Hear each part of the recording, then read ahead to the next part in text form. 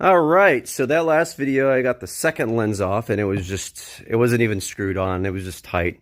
So I sprayed a little bit of, what is it, lighter fluid and moved it around a little bit and it popped right out.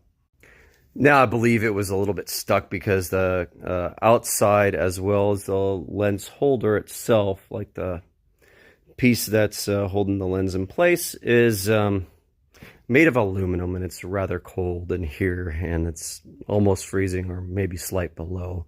But anyways, I need to measure the depth from two different surfaces. In order to make a proper lens spacing, I need to measure this surface right here where my thumb is. And that surface goes right over here.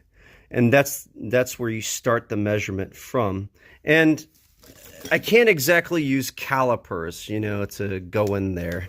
But I can't exactly use other things like this.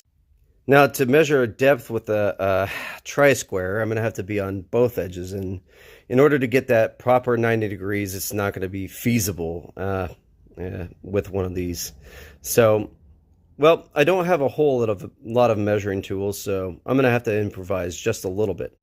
Now, the method I devised is really, really simple. Basically, I took two leftover pieces of wood that are flat against the highest point, which is where I want it, right here. And what I do is I stick this little stick in between about hopefully closest to 90 degrees as possible and mark right above on the stick here.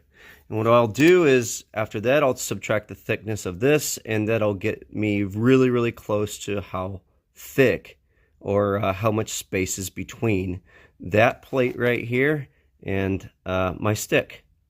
Now I got the first depth mark on my stick, and I have to subtract 1.8 millimeters from the top of that line. Also, if I'm working with inches, this is telling me it's 0.07 inches, which is really thin. Since it's hard to really convert those back down to fractions and get a accurate line with that thin of a material, I'll just go to millimeters. I now made my second mark, and it equates to about 11.9 millimeters for my first measurement. Now the second measurement was 14.1. Now the trickiest part is measuring the thickness of that little bit right there in the center, which either has the shutter or the aperture hiding inside of it. For the third measurement, I actually taped a piece of wood on the other side, flat against the surface, and I'm going to mark it on the other side of this little wooden dowel. Now I have my final number.